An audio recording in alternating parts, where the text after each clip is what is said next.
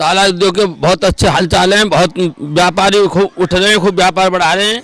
और व्यापार की स्थिति ये हो गई है जब से ऑनलाइन बिजनेस हुआ है और बहुत दिक्कत हो गई है।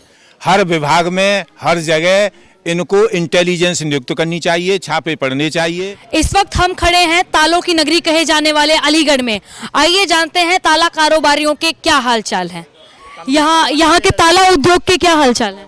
ताला उद्योग के बहुत अच्छे हालचाल हैं, बहुत व्यापारी खूब उठ रहे हैं, खूब व्यापार बढ़ा रहे हैं और ताला उद्योग सबसे श्रेष्ठ है अलीगढ़ में। और व्यापार की स्थिति ये हो गई है जब से ऑनलाइन बिजनेस हुआ है और बहुत दिक्कत हो गई है। ऑनलाइन बीते दिनों में ताला उद्योग से कोई खरीद फरोख्त नहीं हो रही है? बहुत कम हो रही है, जिससे जो आज 10 साल पहले होती थी उसमें कम से कम 50% गिरावट है। मैन्युफैक्चरिंग में कोई ताला उद्योग बहुत निचले स्तर पर है। रॉ मटेरियल बढ़ता जा रहा है और खर्चे बढ़ते जा रहे हैं, तो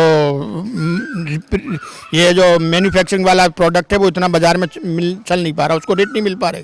जितनी लागत है उस लागत से कम रेट पे माल बिक रहा है, तो व्यापारी कब तक, उसको कोई राहत नहीं है। जीएसटी लगी है, सरकार तो हम तो व्यापारी तो सुधर गया पर सरकारी मशीनरी नहीं सुधर रही।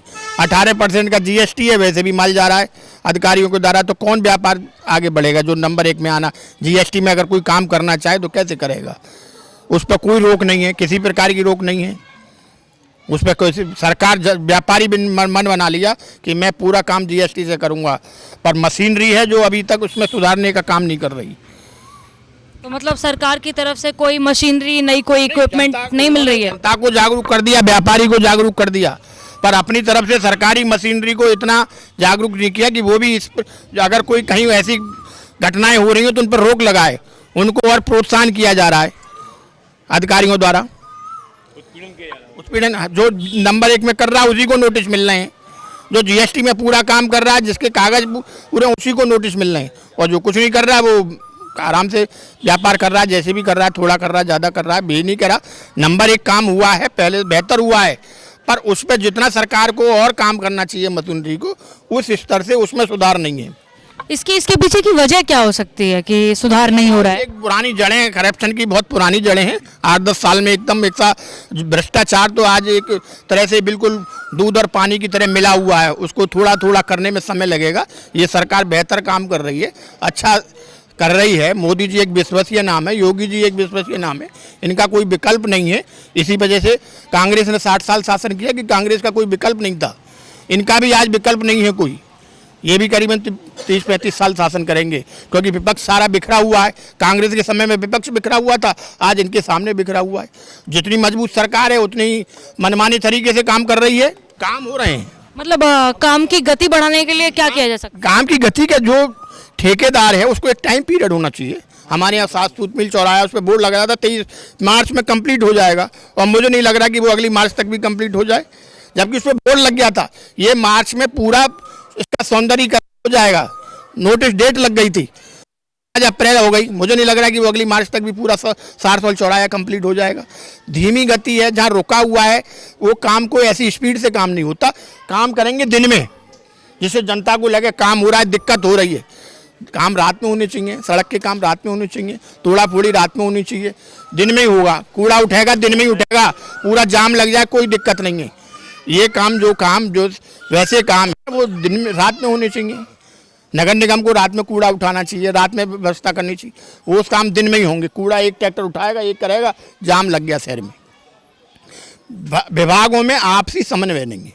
सरकार अच्छी है, बेहतर काम कर रही है, बढ़िया काम कर रही है, मगर एकजुट होकर काम करने की जरूरत है। जो सरकार को मशीनरी आपस में अपने विभागों को एक तालमेल होना चाहिए।